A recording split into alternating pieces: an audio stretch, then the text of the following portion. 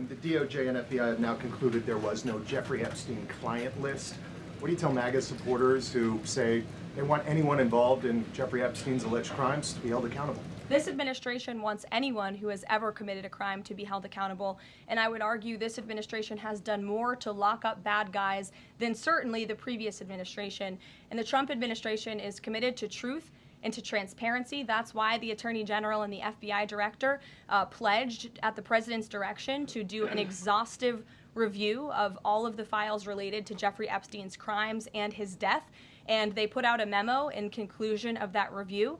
There was material they did not release because, frankly, it was incredibly graphic and it contained child pornography, which is not something that's appropriate for public consumption. But they committed to an exhaustive investigation. That's what they did, and they provided the results of that. That's transparency. Follow up on that, Sure. Caroline.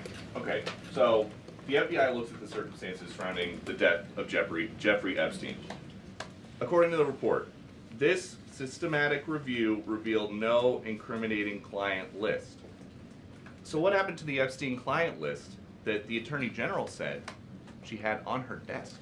Well, I think if you go back and look at what the Attorney General said in that interview, which was on your network on Fox News. Got the quote. Go ahead. John Roberts said, DOJ may be releasing the list of Jeffrey Epstein's clients. Will that really happen? And she said, it's sitting on my desk right now to review. Yes, she was saying the entirety of all of the paperwork, all of the paper in relation to Jeffrey Epstein's crimes. That's what the Attorney General was referring to, and I'll let her speak for that. But again, when it comes to the FBI and the Department of Justice, they are more than committed to ensuring that bad people are put behind bars.